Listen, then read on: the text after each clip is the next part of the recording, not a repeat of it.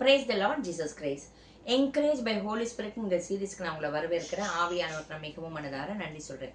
என்னோட கூட ஆதியாகமத்தின் புஸ்தகம் 1வது அதிகாரம் 2வது வசனத்துல பாதி. என்னோட கூட ஆதியாகமத்தின் புஸ்தகம் 1வது அதிகாரம் 2வது வசனத்தின் கடைசி பாதி. தேவ ஆவியானவர் ஜலத்தின் மேல் அசைவாடி கொண்டிருந்தார். ஆமீன். நம்ம பார்க்கிறோம் பரிசுத்த ஆவியானவர் என்னவா ஜலத்தின் மேல் அசைவாடி கொண்டிருந்தார். இங்கிலீஷ்ல பாத்தீங்கன்னா ஹாவரிங்னு இருக்கும்.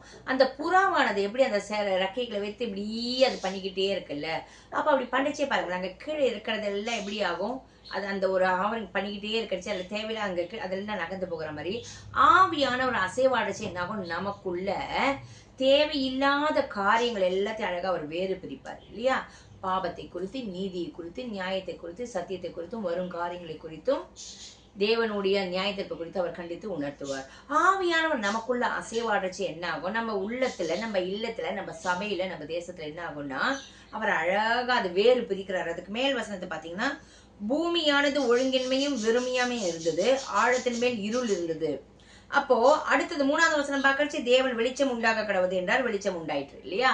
அப்ப ஆவியானவர் ஜலத்தின் மேல அசைவாடுச்சு எல்லாத்தையும் அழகா அவர் என்ன பண்ணிக்கிட்டு இருக்காரு, அந்த இடத்துல பிரிக்கிறாரு, அழகா அசைவாடுச்சு. இன்னைக்கு உங்க வாழ்க்கையிலயும் ஆவியானவருக்கு இடம் கொடுங்க. பரிசுத்த ஆவியானவர் நம்ம மேல அசைவாடுச்சு அவர் நம்ம எப்படி தேவனுக்கு பிரியமான விதத்துல நம்மளை விட்டு கொடுக்கும்படி, தேவனுக்கு சித்தமானது என்ன நம்மளோட பேசி தேவ திட்டத்தை நிறைவேறுக்கும்படி நமக்குள்ள கிரியை செய்வார். நம் மூலியமாகவும் கர்த்தர் ராஜ்யத்தை கட்டும்படி கிரியை செய்வார். ஜபிக்கலாமா? எங்களை அன்பின் பரலோக தகப்பனே உம்மை துதிக்கிறோம், ஸ்தோத்திரிக்கிறோம். பரிசுத்த ஆவியானவரே, ஆதியாகமத்துல வாசித்தது போல ஆண்டவரே ஜலத்தின் மீது நீர் அசைவாடினீரே.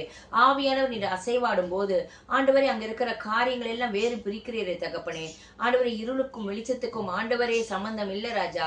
இருளானது ஆண்டவரே தேவ ஜனங்களை விட்டு பிரியும்படியாகவும், இயேசு கிறிஸ்துவே மெய்யான ஒளி என்று இயேசு கிறிஸ்துவ அறிகிற அறிவினால பரிசுத்த ஆவியானவரை ஒவ்வொருவரும் நிரப்பும்படியாக ஆவியானவர் நீர் இறங்கி பாவத்தை குறித்து, நீதியை குறித்து, நியாயத்தை குறித்து, சத்தியத்தை குறித்தும் ஆண்டவர் வரும் காரியங்களை குறித்து ஒவ்வொருத்தருக்குள்ள உணர்த்தி நீர் போதிக்கும் போது அதுக்கு கீழ்ப்படிந்து நடக்க ஒவ்வொருத்தரையும் பரிசுத்த ஆவியானவரே நீர் நிரப்புவீராக, நீர் அசைவாடுவீராக. ஒவ்வொரு பாளையத்திலும் நீர் உலாவி வருவீராக, ஒவ்வொரு சபையிலும் பரிசுத்த ஆவியான உலாவி வருவீராக.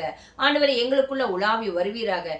எங்களுக்குள்ள அற்புதங்களை அடையாளங்களை செய்து, எங்கள் மூலியமாக தேவநாம மகிமைப்பட அற்புதம் அடையாளங்களை செய்து தேவநாமத்தை உயர்த்த எங்களை தாழ்த்தி அர்ப்பணிக்கிறோம்.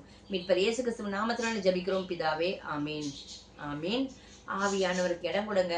அவர் அசைவாடும் போது அழகா அவர் உங்களை எந்த காரியத்திலிருந்து பிரிக்கணுமோ பிரித்து, எந்த இடத்துல கொண்டு போய் சேர்க்கணுமோ தேவனோட சித்தத்தின்படி சேர்த்து தேவநாமத்தை உங்கள் மூலியமாக மகிமைப்படுத்த உதவி செய்வார். ஆமீன். God bless you.